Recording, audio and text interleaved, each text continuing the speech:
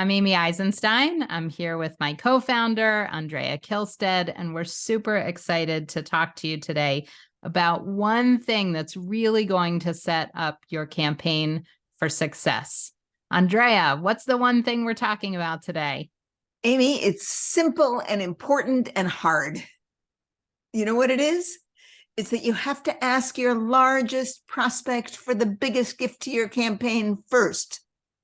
That is hard. It's easier said than done, but we want to encourage you to do it. And at the end of this podcast, you're going to believe and understand why it's critical for the success of your campaign. We call it the strategic order of solicitation, and it's really important that you follow it. What's the strategic order of solicitation, Andrea, and why should people pay such close attention to it? Yes. So, the common phrase, Amy, and it's so important, is you have to solicit gifts from the top down and the inside out. But let's stick with the top down for the moment. Let's say that you're starting a $10 million capital campaign and you've done all the pre-campaign planning and you've done your feasibility study and you have your campaign plan and you're ready to go. You know what the list of donors are. You know how much you're going to be asking them for. And your temptation is to start with the lower level donors because the big ones make you too nervous. You want to practice on the lower ones. Right. It seems easier for sure. Yes. But you know what? You have to solicit the top gifts first. And the reason you have to do it is really quite simple if you think about it. Let's say that you have your $10 million campaign and you're ready to go, and you decide that because you're nervous that you're going to ask someone to make a $25,000 or $10,000 gift because you know this person and you're confident they're going to say yes. So you go and ask them for a $10,000 gift, right? Your first gift you ask for on a $10 million campaign. Right. Now, they might well give you that gift because you're friends and you're comfortable. But in the back of their minds, they're going to think, well, gee, my $10,000 gift isn't going to make a very big dent in this $10 million campaign. If they're coming to me first, I wonder if they're in trouble. Right. Are they going to make it? There's no path to the goal with $10,000 gifts. I mean, think about how many gifts you would need at the $10,000 level to get to $10 million. You probably don't even have enough donors in your database. Right. So, it's ridiculous. And, while your donor might give because they know you but it's going to set up questions in their mind about whether you know what you're doing, honestly.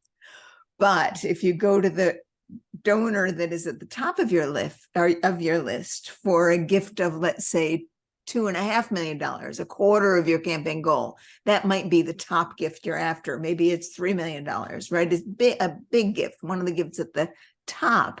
And you say to them, we have had a relationship with you for a long time. You are one of the few people who could give a gift that is a pace-setting gift for this campaign. If you give that gift early on, it will create a sense of confidence for the rest of our donors and the rest of that campaign. Would you be willing to step up right early in the beginning?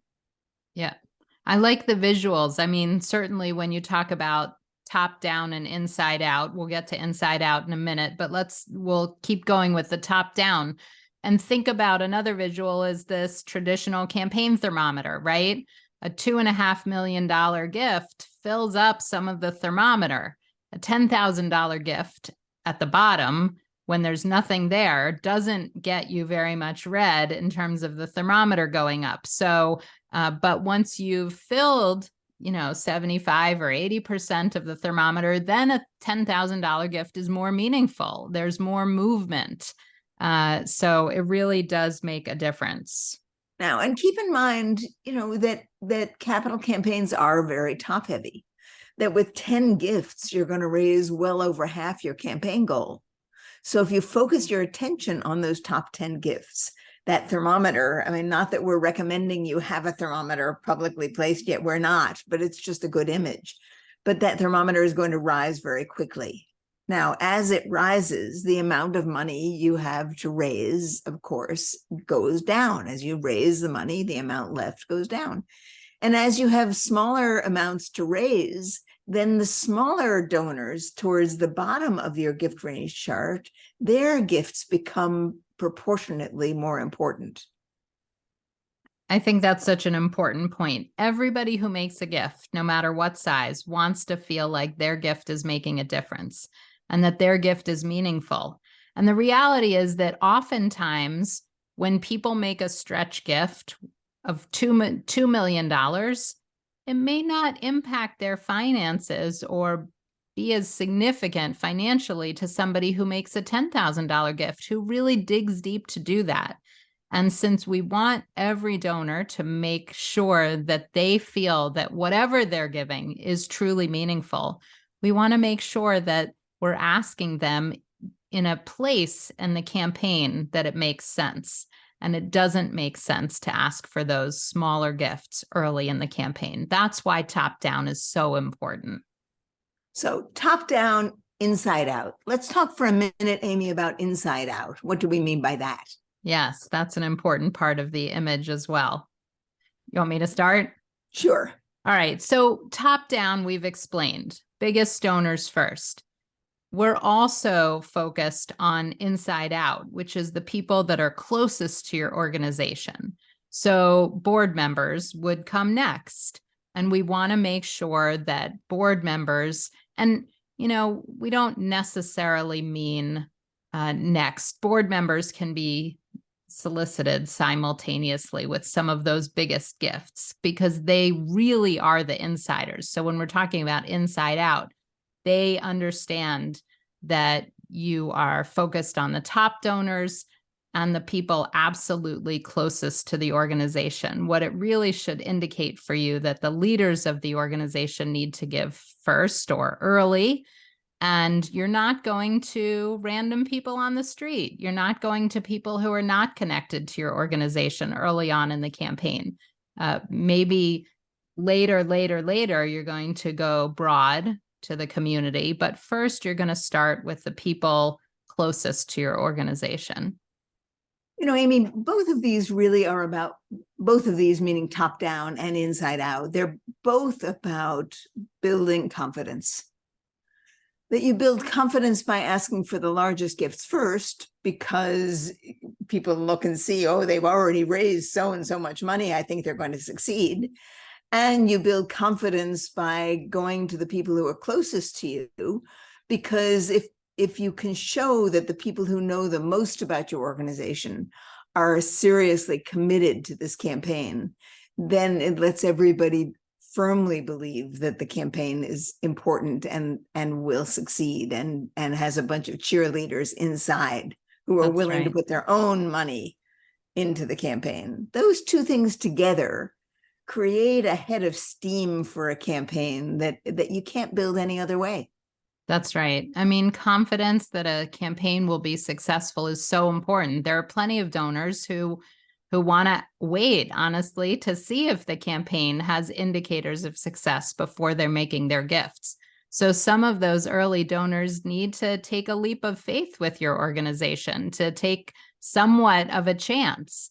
Now, of course, you've done all your pre-campaign work and your feasibility study to give your campaign the best chance of success and do the proper planning so that you will succeed. But there is some element of risk to those first donors. And so we need to find those biggest donors and people on the inside to step up and say, yes, we believe in this campaign. And that encourages everybody else to give. As you said, it increases the confidence that the campaign really will succeed. So, and I just want to revisit the idea that it's scary to ask for the biggest gifts first. Even when we talk about it, I find myself getting a little anxious, even though I'm not having to solicit any of them. But I can so easily put myself in that position of knowing that these top few important asks set the stage for success. There's so much riding on them that it does make you nervous. Something would be wrong if you weren't anxious about it. So they need to be honest, effective conversations with the people who are at the top of your gift range chart, the people who are able to give the most, And you need to let them know what a difference their early contribution is going to make to the entire campaign. And I think that is an excellent topic for another podcast for us. So Excellent. this is great. I think, understanding the strategic order of solicitation, making sure that your board and leadership team understand why that it's important. I think many board members are so eager to get going sometimes that they just run around asking their friends willy-nilly for gifts. And that's when we see campaigns run into trouble because they're not asking their friends for the right amount, if that makes sense. And they're not paying attention to the strategic order of solicitation. They're just going to ask. Honestly, board members often ask what they think they can give. So if they can give 10,000, they go out and ask their friends for 10,000, even though that friend might have the capacity and the interest in giving 100,000 or $1 million. So pay attention, follow your gift range chart, your plan, and the strategic order of solicitation. You wanted to say something else? Yes, I think you just raised an important point, Amy, which is that as you prepare your board for a campaign, you should talk to them about the importance of the strategic order of solicitation, because many board members make the mistake of saying, well, can I go out and ask my friends now? And if they understand why it matters, both that they make a sacrificial contribution or a generous contribution, and that the campaign asks for the largest gifts first, then perhaps it will hold them back a little. They'll understand why they shouldn't merrily go out and ask their mom for $1,000. Send this podcast, forward it to all your board members as you prepare for your campaign so they can give it a listen. Right. All right. Thank you so much for joining us. We're so happy you did, and we look forward to seeing you next time. Talk to you soon.